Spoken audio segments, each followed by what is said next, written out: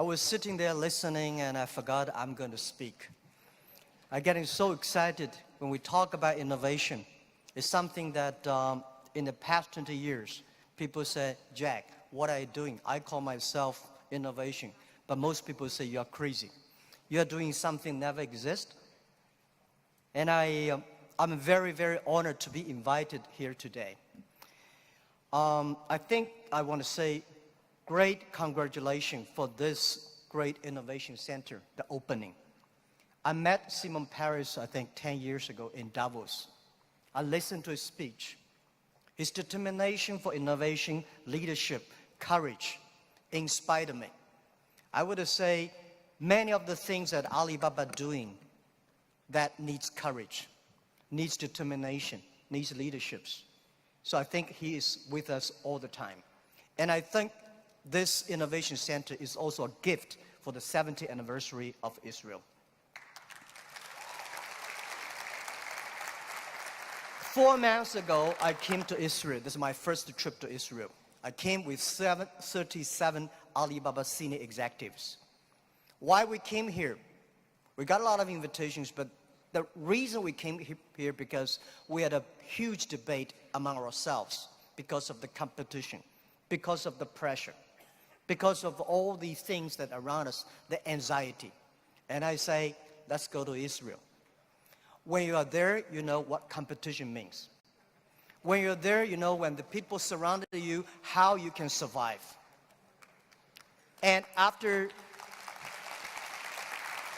4 days, visited the government, companies, venture capitalists, and a lot of entrepreneurs, we learned 2 things.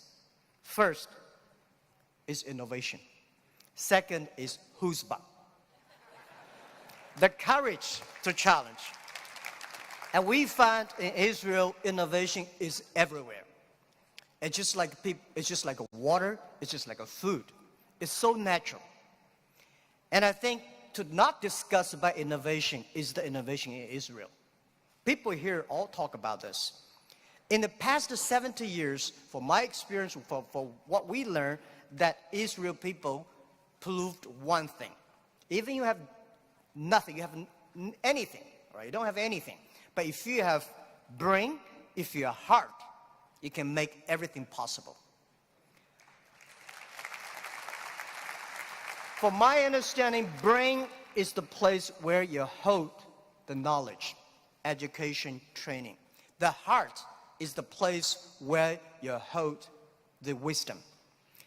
And IQ is the brain, and EQ is the heart. If you have a strong EQ, you may be easy to be successful, but people like you. You have a value, you have a friendship, you have trust. But if you have great IQ, it's very difficult for you to fail quickly. A lot of people easy to get success, but losing very quickly. That's because they don't have enough IQ. When IQ and EQ connected, that means when brain and heart connected, that is the knowledge and wisdom connected, that is called innovation. And I believe that if you want to be successful, you should have the good EQ. If you don't want to fail quickly, you should have IQ. But if you want to be respected, you should have LQ, the Q of love. And Israel has all these things. Israel has the best education systems.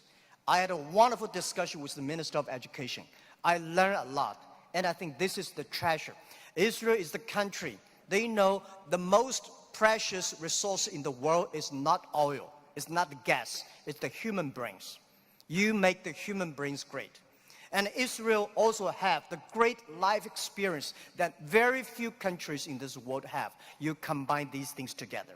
And that is the secret source of magic of Israel's success. I'm very happy to hear that today the innovation is for better life.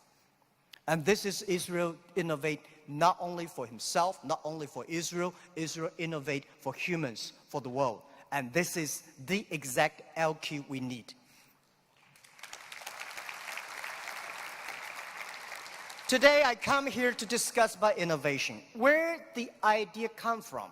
And people say, Jack, after 19 years in, being an Alibaba founder and a CEO, what you've got. People say you got rich. I think the wealth I've got is that I've known and seen, met so many great people in the world. I remember one story. After Second World War, a grandson asked grandfather, "Grandfather, you joined the war. So are you a hero in the war?" The grandfather said, "No, I'm not the hero, but I have the honor to work with and fight together with all the heroes.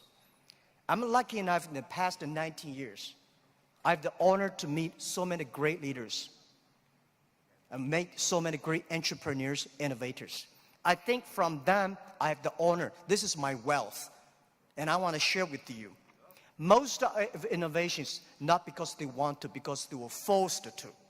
Israel, there's no water, no oil, no resources. And most people innovate for success. And I found Israel people innovate for survive. You don't have diamond, but you have the biggest diamond exchange in the world. And you don't make cars, but you have the best car technology in the world. You don't have water. And first time, 4 months, I heard that you are one of the biggest export of vegetables and fruits to the Europe. And you don't have water. That's amazing. And the other thing is that Alibaba, people say, "Jack, you are amazing. How could you make such a huge investment in 9 years ago to develop cloud computing? And you know nothing about technology." That is true. I know nothing about technology. I'm scared of technology. So I was the first the product tester of my company, because I said, if I can use it, 80% of people can use it. If I cannot use it, 80% don't want to use it. So 9 years ago, I know if we do not develop technology on cloud computing, Alibaba will bankrupt, because we cannot afford the cost of IBM and Oracle. The cost of using this IT so too expensive for us. So we have to innovate. We have to design a technology that is simple enough. If we can use that technology simple and cost effective, not only for Alibaba, it's also going to support millions of small business. We were forced. And the other thing is that, we have 11/11. November 11 is the largest shopping day of China. Last year, for the first minute of November 11, we had 80 million people came in for the first second. With that good technology, our company will bankrupt immediately. We sold more than $24 billion last year for one day. This year, we don't know how much we will sell for one night. It's the technology behind it. So we were forced to do that. And today, a lot of people say, "Oh, young people have no opportunities." I think that thing I've heard for 40 years. When I was young, I hated Bill Gates, because I think Microsoft take all the opportunity. IBM, Oracle, they take all the opportunity. But later I found, when people start to complain, that is the opportunity. Most people keep on complaining. If you can solve the complaining, if you solve the problems, and that is the opportunity. Innovation is the way to solve anxiety, worries, unsatisfaction. Innovation is for happier life. So we believe through the innovation, you can grasp the opportunity for success. The first technology revolution released the physical power of human beings. The second technology revolution released the distance. And this is the third technology revolution, release the human brains. Human beings, like Prime Minister said last night, we never satisfied with today. And the way to make yourself to change yourself, to embrace this challenge is called innovation. And I would like to say, who are those kind of innovative people? Who are these kind of people? I would say those innovators, they look like crazy, stupid, lazy, and even liars. When we started Alibaba, I tell the story about I went to Silicon Valley raising fund. I talked to over 30 venture capitalists. They say, crazy. Alibaba, stupid, crazy name. And e-commerce in China won't work because China has no internet, China has censorship, no credit card, no delivery, nothing else. So they think it's impossible to make. They think, Jack, you're coming here to tell a lie. But we believe China has the future. We believe internet is going to change the China. And at that time, e-commerce in American style is only supported big companies. We believe small business. And people say, small business, they don't make money. How could you make money from them? They're right. We say, if small business in America, e-commerce for big companies, helping big company to cut the cost. We think helping small companies not to teach them how to cut the cost because they know better than you do. You should help them how to make the money. And washing machine. A lot of things are designed for lazy people. People don't want to wash, they have a washing machine. People don't want to climb, they have the elevators. Even the iPhone came, a lot of experts of telephone said, how could this stupid thing, there is no even press buttons.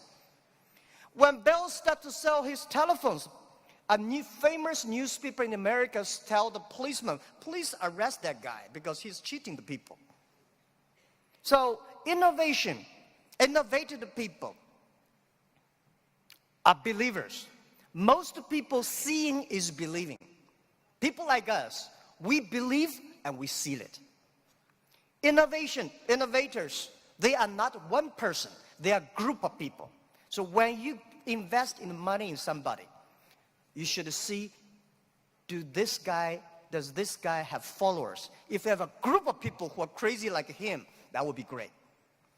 I remember early 2000, I went to the United States to talk about, make my speech about internet in the future in China. I believe internet population in China will be bigger than the USA. People say, that is not true. My reason was very simple.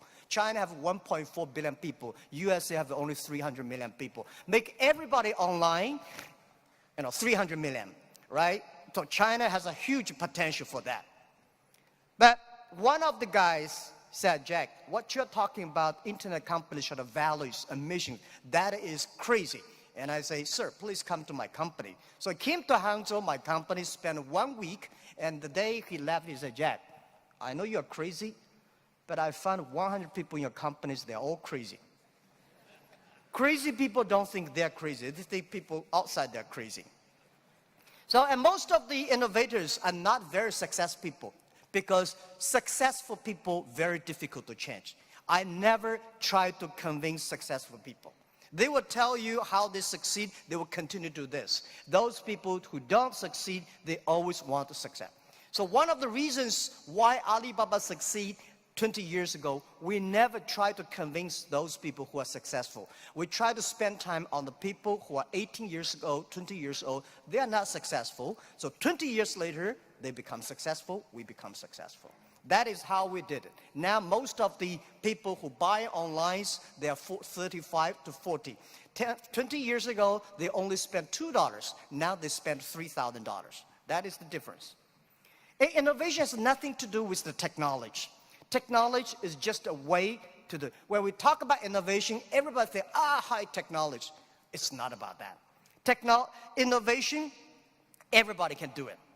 Right. Those people who do not know anything like technology, like me, we can find those people, rely on these people, try those people who have the technology. In our site, our Alibaba site, there's one guy selling shoes 48 inches only. And I say, how can this guy sell shoes for 48 inches? And we find out he's very innovative because people with 48 inches feet, difficult for him to buy shoes in the shops. There's only one on the online. And there are a lot of innovative ways. Those guys design, lazy guys, they watch TV lying on the sofa. So they design a specific glass that you can lie on the sofa, watch on TV. They sell perfectly. And there are also some guys helping people to write letters to say goodbye to boyfriends and girlfriends, and writing resign letters to bosses. There are a lot of crazy, interesting ideas. They are all wonderful sellers.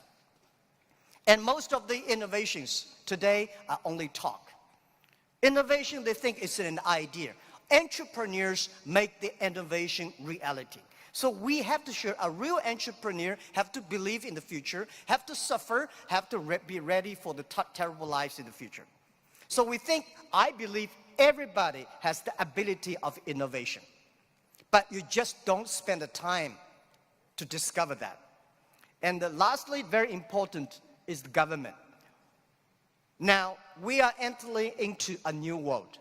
This world is going to be very complex, very disrupted, and every technology revolution caused world problem. The first technology revolution caused World War I. The second technology revolution caused World War II. Now we are into the third technology revolution. We should not have a third world war. But if there is a third world war, should be the war against poverty, disease, and environment. These are the things that human beings should fight together and work together.